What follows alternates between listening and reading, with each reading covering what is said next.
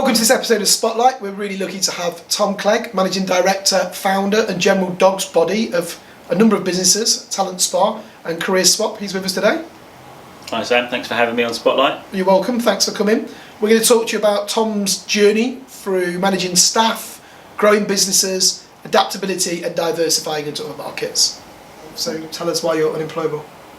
Well, I'm actually slightly offended that you think I'm the second most unemployable person. I think I'm probably the most unemployable person, you know. But Valid.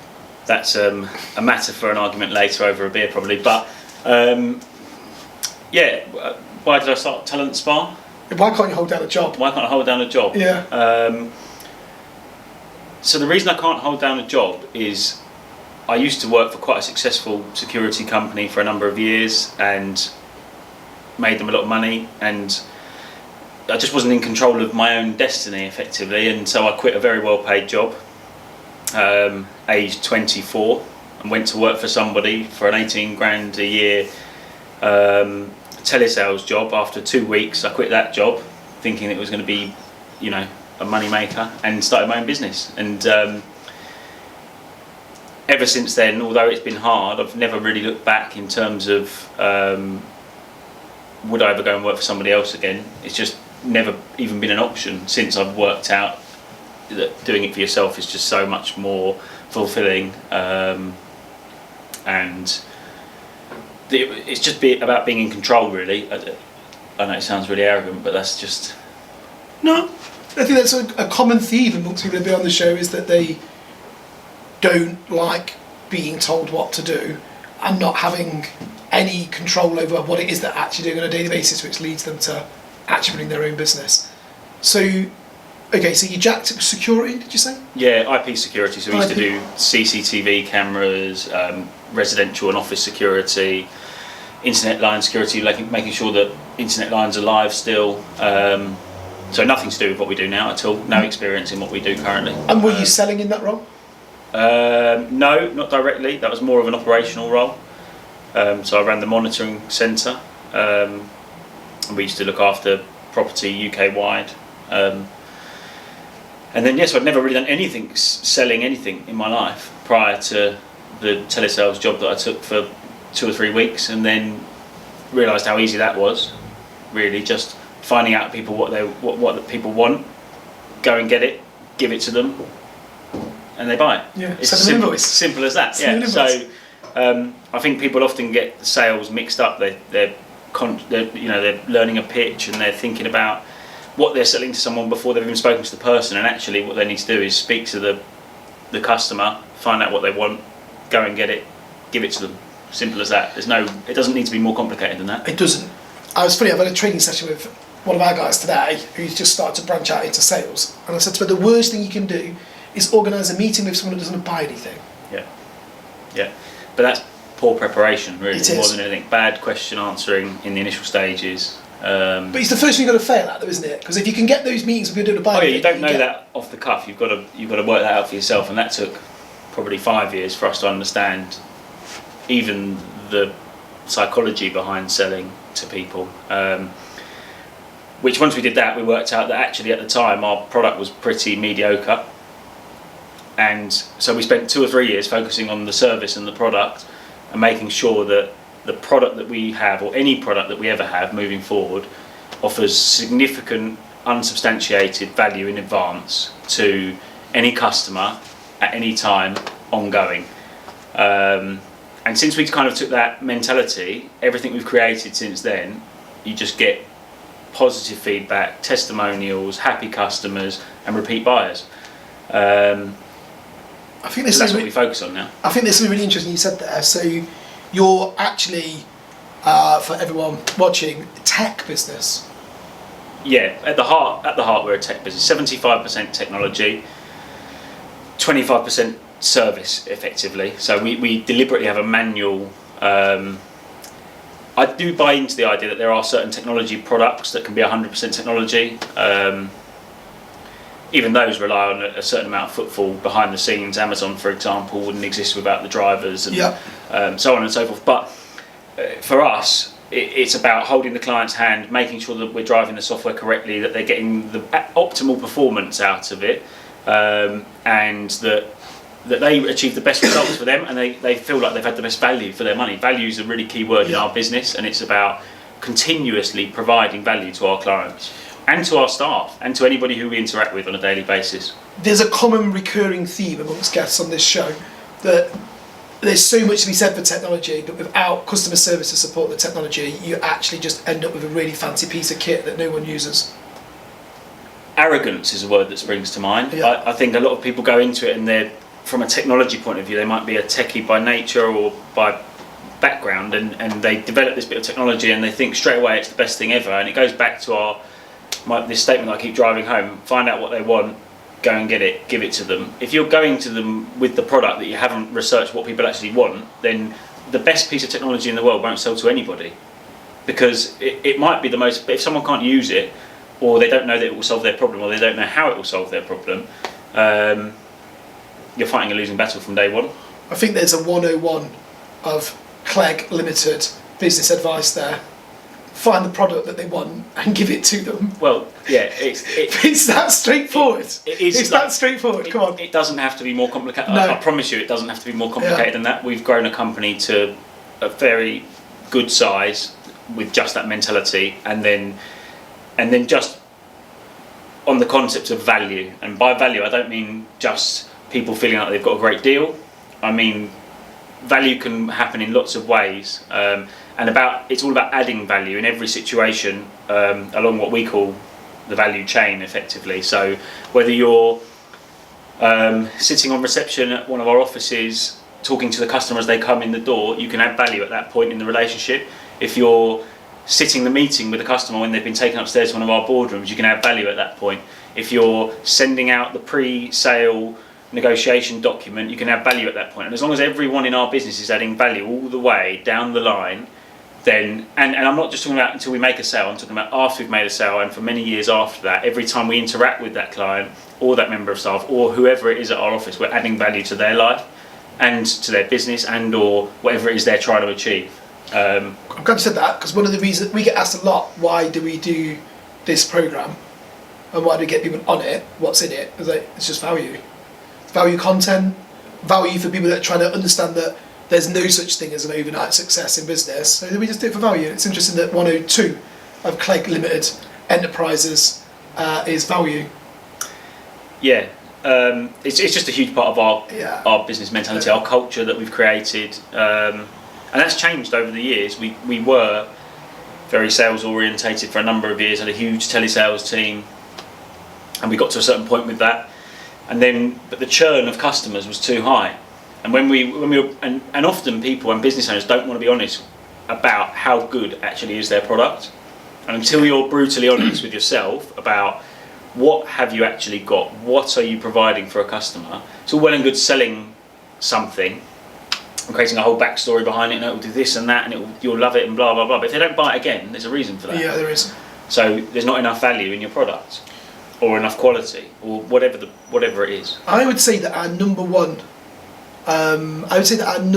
thing that we do as a business is the biggest success that we do is if a customer sends us a message saying, can you do this? We reply with yes. Yeah. Recruitment, online courses, competitive marketplace, very competitive space. So what sets you and your team, because I think there's a lot of team in this, apart from the competition? What makes you different? So if we break it down, recruitment, I think we're probably the third to set up in the UK doing what is currently known as fixed price recruitment. Yeah. We call it more online recruitment now, but we just focus on results and client satisfaction. And I think what you get in our market with that particular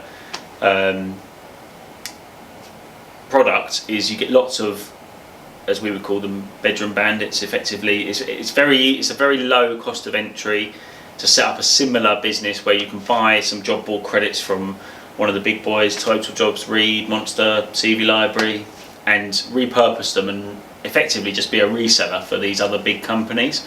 And so our again, and I keep repeating myself, we go back to just how can we add value to just putting them on 4 or 5 job boards. And so we offer account management, CV searching, interview arranging. We make sure you get results basically. And if you're not 100% happy with it, you'll never come back. So the business wouldn't have grown to the size it is without doing that. So on recruitment, that's pretty much. And we offer you the option to have a free trial in advance. So try before you buy. Make sure that you're happy with it, and then enter into a relationship with us as a paying client if you choose to. On the training side, it comes back to the same. I know it's really boring, but it just comes back to why would someone do online training? Better themselves. But what's the end goal really? Better job. Better career. Better career. More money. Hence why we're called career swap training. Yeah. Right. So you can buy online training anywhere. What you can't guarantee is that you've got the platform to propel yourself into thousands of employers and get yourself interviews with them. We can't guarantee a job. No one can guarantee a job because you could turn up in a tracksuit to the interview. You might not have prepared properly. You might have been out the night before. There's loads of reasons that you might not get a job at an interview. But what we can do is we can help people through a mixture of online content, some live tutoring over the phone or video call, along with CV writing, guidance and marketing of like personal marketing, making sure you're marketing your own personal brand to these employers, to our network of over 5,000 employers since we started, and we can pretty much guarantee we'll get anyone interviews as long as they pass the training. So more value, even on that side. So you're taking the value to this side, the value to that side. It's results driven. Yeah. Online training is one thing. People do online training for lots of reasons, but we're selling online training on the basis of we want to get you a better job at the end of it. It's quite an end-to-end service then, that. That's the idea, yeah. Yeah, and that's not the end either. So once we've got them that first job, so most of the people who do one of our IT technician courses, for example, will then start talking to them about, hey, why don't you think about cyber security? Why don't you think about networking, web development, project management? Because we want to help them further their career, not just get them into a career in IT as a case study, but to move that career forward. So they go from a 18 to 24 grand salary with year 1 to a 35 grand salary year 2 or 3 to an 80 grand salary year 5, whatever it is. But that is what career swap training is all about. Is can we help people self-educate in skills that actually mean something, not like universities nowadays where you go, and don't get me wrong, I went to university and I dropped out, but universities for me are just a massive fraud. I went to a very nice school that encouraged every single one of our students to go to university and get a degree. So I was effectively forced to take out this massive student loan, which I've still got, because why not? Why pay it back if you don't need to? And effectively, you're then riddled with this large debt that you then have to go off to find a job to think about repaying.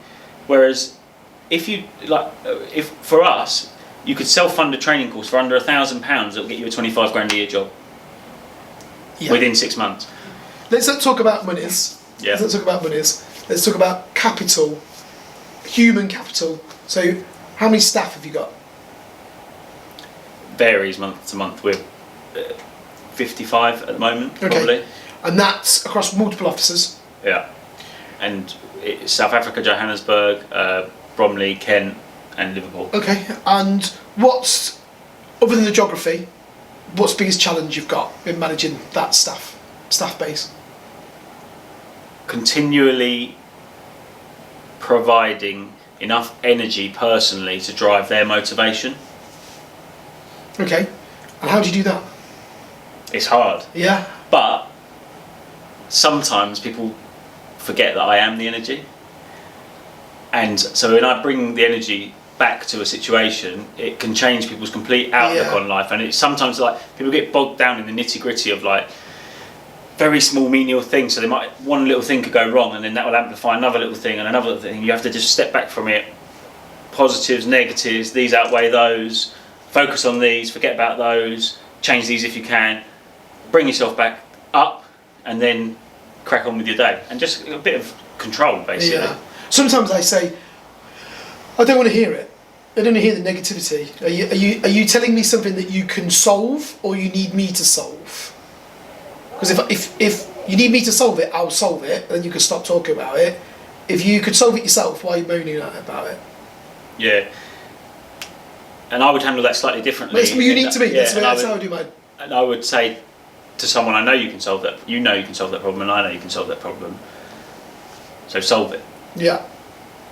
And 9 times out of 10 people get on with it, and it's just reminding them that they're capable. And sometimes I've brought that right back down, because probably I'll say a few more things to them to help them solve it, in a roundabout way. But it's just about keeping everybody, like the flow of our growth comes from everybody pushing in the same direction continuously. And if you've got one person pushing the other way, and that negativity is a virus, right? And if one person gets that negativity, very quickly you could have everyone going this way. If one person goes that way, suddenly you'll have 3 or 4 people following him that way, and then suddenly you've got this situation where you've got an unhappy workforce. And actually what you need to do is, the minute you spot the virus, you need to cull the virus, or you need to re-educate the virus, or you need to help, and whether or not virus is the right word to use for a person, I don't know, but actually it is how I would describe it. And the point is, Gary Vaynerchuk calls them cancers, and he's got a lot more followers than me, so, and he calls them cancers, so we can roll with that. But effectively what I would say is, you either work with us or against us. And look, some people, we like to effectively give everyone like a scorecard and be like, look, this is what you have to do to be successful in our company. On day one when you arrive, we will talk through everything you've got to do. This is your scorecard. If you do these things, and that's all people really want. They want to come to work and be successful. Yeah. Everybody, no matter how big or small your job is, you want to come to work and be successful. And so, but how on earth can anyone be successful if you don't give them a scorecard as to what they've got to do to be deemed to have been successful that month? So we give everybody a scorecard. It might be a target. It might be be at work at this time, leave at that time, make sure no invoices are late, chase down the people who owe us money, whatever it is. Everyone's got their scorecard, everyone knows what they have to do. If they feel successful at work, they all push in the same direction, and then any time someone's not hitting their scorecard, we try and re-educate them. If we can't re-educate them, we'll try and help them find the job somewhere else. Because it's not that we get rid of people, but they're not able to work well within our environment, so they need to find a job somewhere else, and we'll help them do that as well. And I've got multiple examples of people. I've set up businesses to help people leave my company multiple times.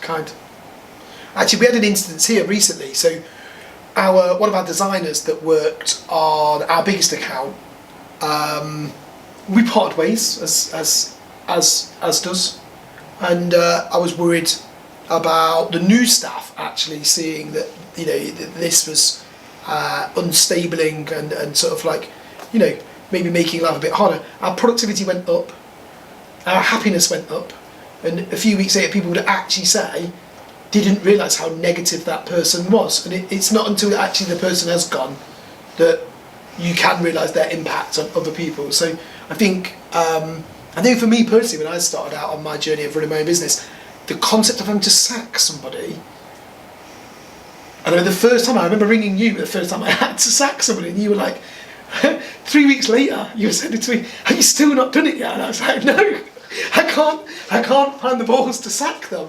And then you were like, "But you're still paying them, and they're not doing any work." And I remember you sort of get over that first one, and you do it, and then you're like, "What's your business mantra?"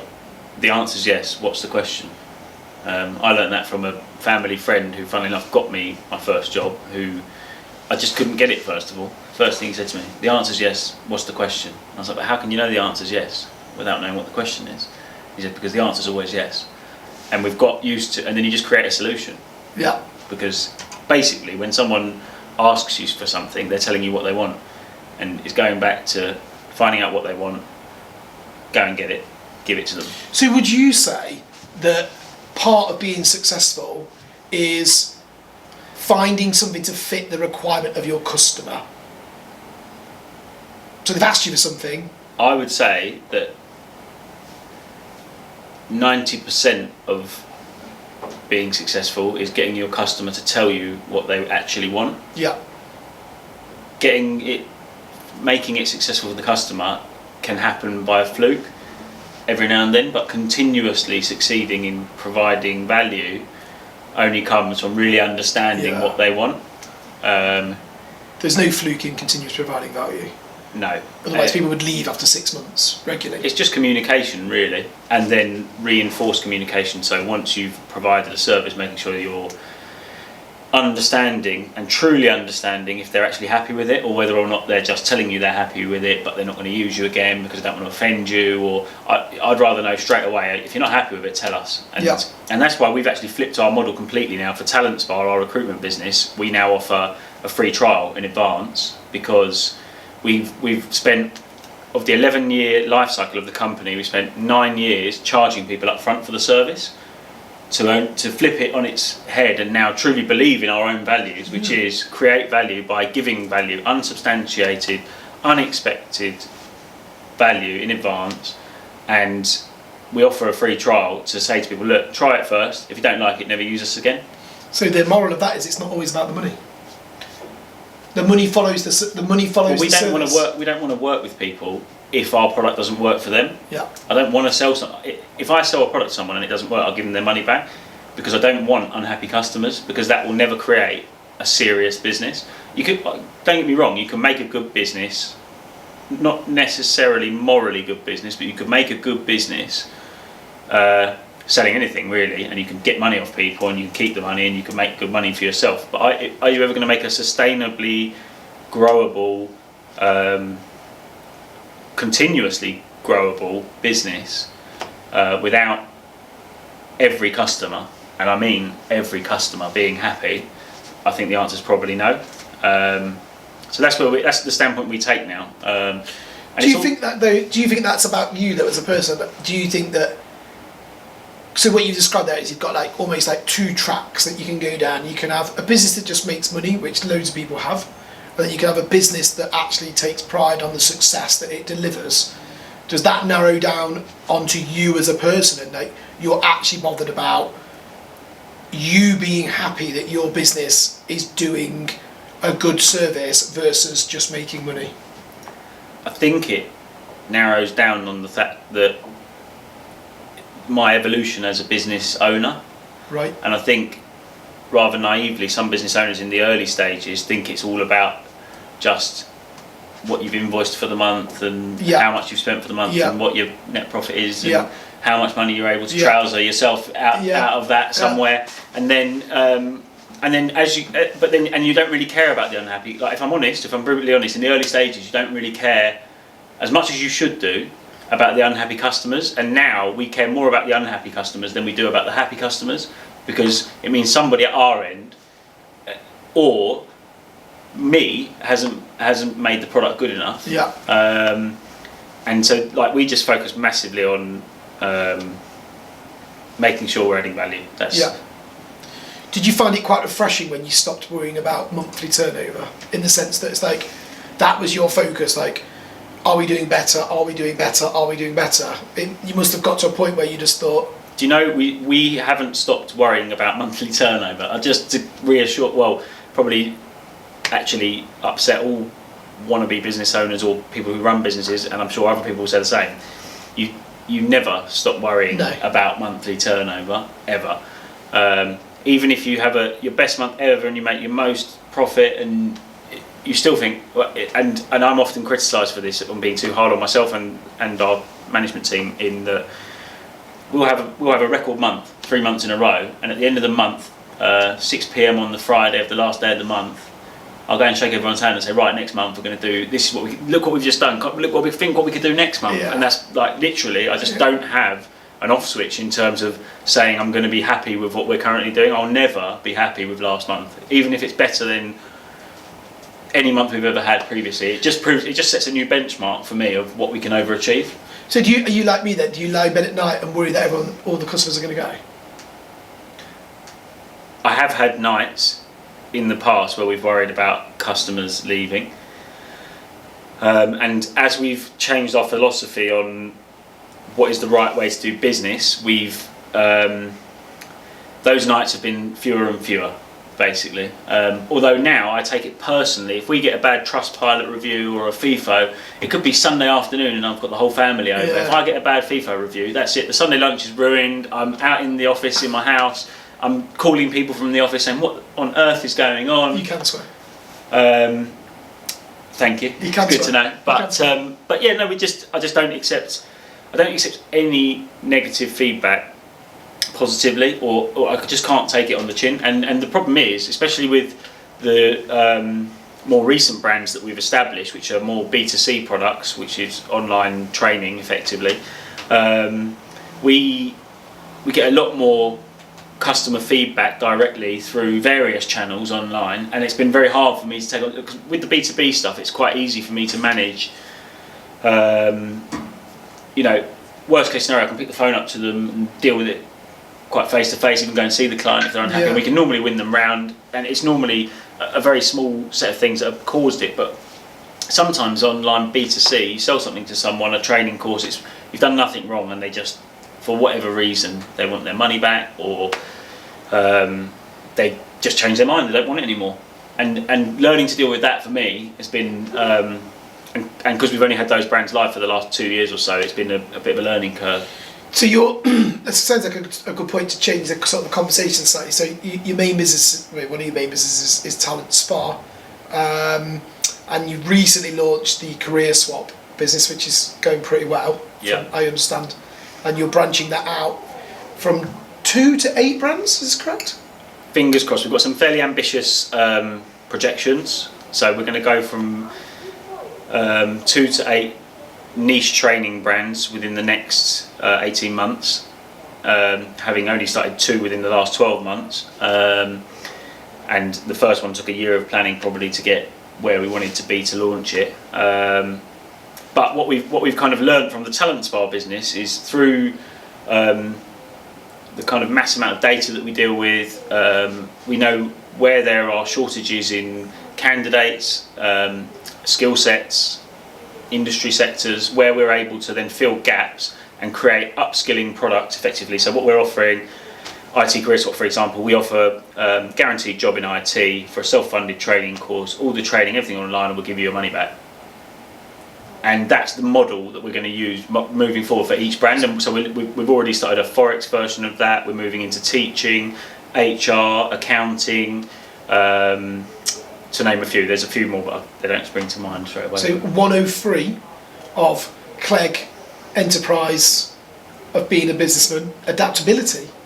So it sounds like you've spotted a niche in your data, you've found a product to fit, because you know that these customers are over here short of these people, and you're offering training to pass those people over there. Yeah, that is a word that describes it. Whether it's the best word, I'm not sure. I think for us... Correct me then, give me a better word. The better word would be necessity.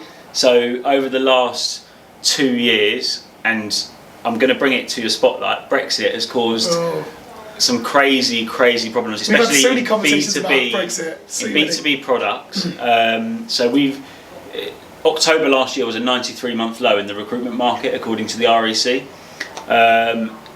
So that's been a steady decline in recruitment transactions month by month, which has forced us, and that has meant that our revenue on the recruitment side, on the Talenspa brand, has dropped, or pretty much stayed the same.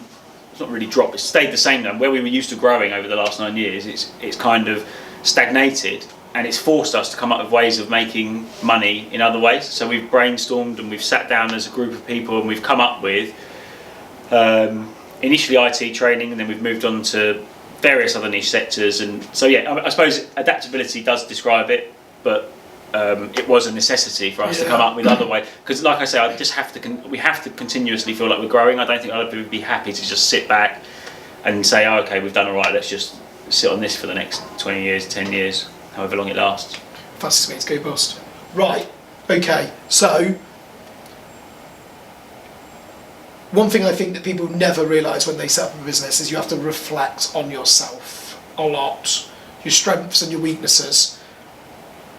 Jurgen Klopp, I know you don't like football, but It's not that I don't like it, I just don't follow it. He's the manager of Liverpool, he's quite good. Yeah. He's quite good. He said that his biggest strength is understanding that he's only good at 3 actual things and he's rubbish at everything else. And he focuses on being good at the 3 things and employs everyone to cover his weaknesses. So what's your biggest strength? I'd say one of my biggest strengths is accepting other people's weaknesses. Okay. I get it. It's like saying to somebody, can you do this job? And then you have to accept that they might not do that to 100% of your satisfaction, but 95% is good enough because the job is done. Or there or thereabouts. There or thereabouts, yeah. It's dealing with the daily stress of other people's fuck-ups, effectively. But understanding that over a long period of time, the number of wins compared to the number of losses, it's all a strategy, right? So if you employ someone over a year, they might do 100 things or 100 tasks, and they might monumentally mess up on 5 of them, but 95 of them they did so well. And it's just dealing with the fact that there are going to be, just dealing with that stress of problems, basically, and understanding as a business owner that as quick, like, if you're going to go into business, you need to understand very quickly that as quickly as you solve one problem, there are going to be 2 more. And as quickly as you solve those 2 problems, there are going to be 4 more. And as quickly as you solve 4, 8, and so on and so forth. And that the problems never go away. And that's what I'm learning. I've now been doing this 11 years. And on day 1, you spend your whole time, and one time you do, I don't know, £10,000 in a week, and you think, wow, we're on to it. That's it. Don't worry. Pop the crystal. Yeah, let's order some Porsches. And but it's not. It doesn't work like that. And then because they don't pay. And the problem, and in fact, the more money you do, the harder it is to get the money in, because people want longer payment terms, or they want more for their money, or they want longer payment terms and then they don't pay anyway, or they want longer payment terms and then they don't give you a PO order, and then you're still chasing them 3 years down the line. Anyway, then you get into the whole realm of legal activity and professional advice, and as the business grows, more problems come out of it. So I suppose my biggest strength is probably just dealing with stress, and actually, to further that point, not laying my stress, if that's even a word, to someone else. So even my wife doesn't know how much I keep it in, and I like to keep it in because I know how most people deal with stress, and I think that is probably my biggest strength, is that I'm able to take the stress in here and then come back out with positive things. Similar to me, I'm quite good at absorbing stress. Just the weakness. Biggest weakness. Tougher than biggest strength. Yeah, biggest weakness is probably. What's the name of the company in your office? Yeah, initially probably thinking we've made it before we have. Okay. And then you hit a bad market, and suddenly you thought you were doing quite well, and then suddenly you're struggling every month. Not every month, but you have bad months, and then it's just probably thinking you've made it before you have. Don't think it's going to last forever.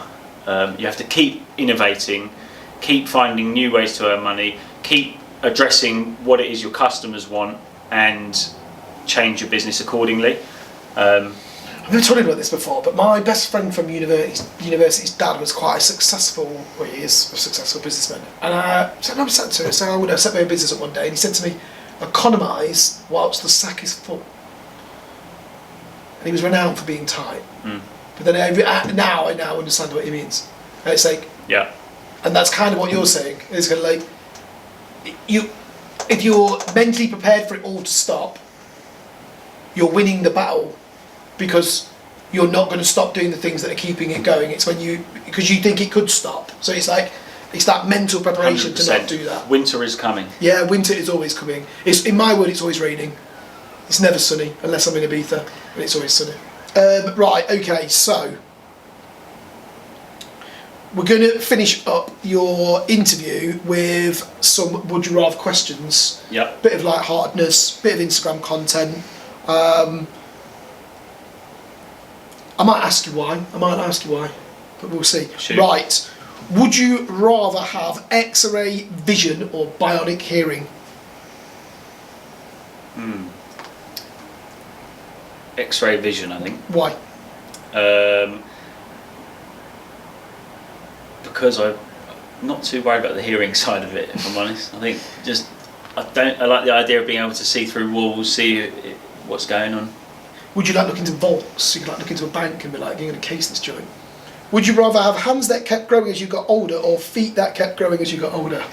I think feet, because I think people would notice them less. Although it depends how big at what stage in your life do they stop growing? You'd have like gladiator fingers. Yeah. And hands. Be good in goal though. Maybe one foot and one hand. You'd be good in goal though, wouldn't you? If your hands got bigger, Yeah. you could be better in goal as you got older. Would you rather have no eyebrows or only one eyebrow? Well, I've actually been in both those situations as a young man, so I can't really pick between the two. I think it was better with no eyebrows because they grow back evenly. Would you rather have a six-pack, as in abs, forever, or have a free six-pack of beers every night forever? 3 6-pack of beers. It's got to be. Yeah. I mean, this, you know. Have you ever had abs? Allegedly. Allegedly, what year? Up to the age of about 25. Were you had abs up to 25? There's got to be photographic evidence of that. Yeah, I'll dig it out. I would love to see that. I have to see that. I'll have to see that. Would you rather be rich or be poor and find your true love? Poor and true love. Poor and true love, good answer. I was poor and found my true love. Ooh, and then she supported you. In a roundabout way, yeah. Yeah, she supported you. Would you rather sell all of your possessions or sell one of your organs? All of my possessions. To keep your organs? Yeah, if they were essential organs. Possessions you can replace. Yeah. Organs are more difficult. Valid that bit is. Would you rather be able to change the past or see into the future? See into the future. Some would say you can. Well, you knew how I was going to answer that question, so. Awesome. Thank you.